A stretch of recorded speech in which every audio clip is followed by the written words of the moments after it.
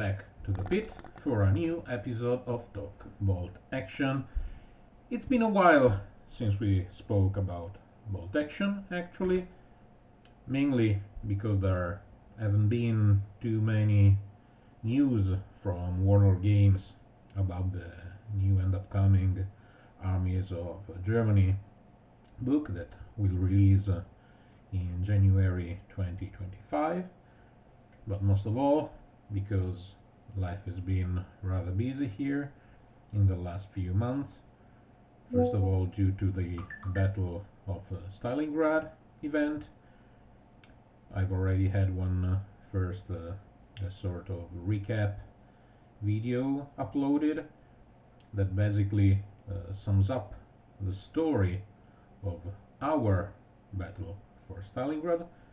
So it's the story of how the event actually worked out, since it was not a tournament. It was a great weekend of fun and of bolt action, of course. It was our way to say goodbye to second edition, because it was played with second edition rules, due to the fact that all the scenarios we played were taken from the various second edition campaign books of Stalingrad and Case Blue, and there wasn't enough time for us to adapt all the scenarios to double check that whether or not the scenarios worked out for third edition as well. So we decided to go out with a bang, so to speak. Again, the event was great, and stay tuned because I'm working on another extended version video, if you will, of the battle for Stalingrad event, trying to do justice to the event itself and to speak a bit about what does it mean to organize an event, the pros and cons, the ups and downs, and of course there will be plenty more pictures, because that was one of the great aspects of the event, that were really some beautiful tables.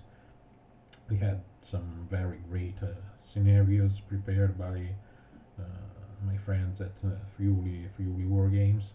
So stay tuned, because it's gonna be a blast. And of course, we are learning third edition. We have had an influx of new players that are learning the game with us. So I've been doing a lot of teaching, actually. Fun fact: I still haven't played a third edition game myself, despite having taught it to many a new player. But anyway, third edition battle reports coming out soon. It's a promise. Now, having said that, let's move on to the intelligent reports news. There have been two since the last time we spoke here on the channel. The first bit of news was three new German units. I just didn't think it was worth a video of itself, speaking about these units. Well, because again, it's just three units. It didn't make sense to me to devote a single video to discuss them, because it's hard to discuss all at the same time without having an idea, a broader idea of what the book is going to be. So anyway, the latest news is actually way more interesting to me, and it's titled Early, Middle, and Late.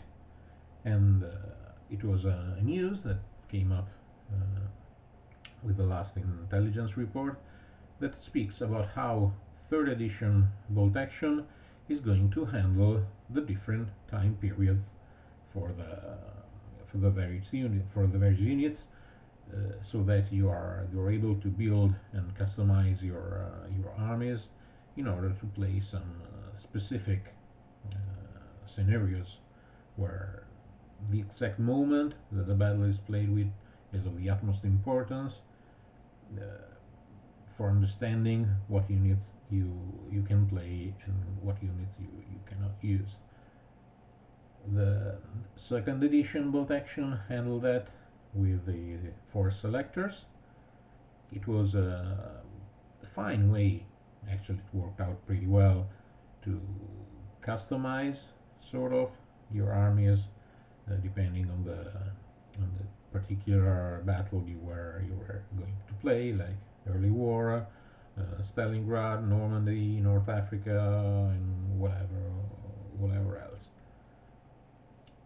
So, how it's going to be in third edition? Well, when we got the preview units, for example, we have the Truppen unit. There was a nice little circle in the top right of the unit entry that read period EML. Of course, despite them not explaining in that section what this meant, it was pretty clear that it was going to be all entries were going to be differentiated by the availability in the various time periods, and that's early war, mid-war, and late war. So, what do they mean with this? For early war, they basically consider from 1939 to 1941. Mid-war is 1942 to 1943, and finally, late war is from 1944 to 1945 and to the end of the war itself. I think it's a pretty elegant way to differentiate the entries without making too much confusion. So you already know, for example, you're going to play a battle in, for example, let's take Stalingrad. Stalingrad, it's a mid-war period, so we are going to be able to add all units that are allowed in that particular time period of the war. Of course, as Warren already said, there might have been some exceptions.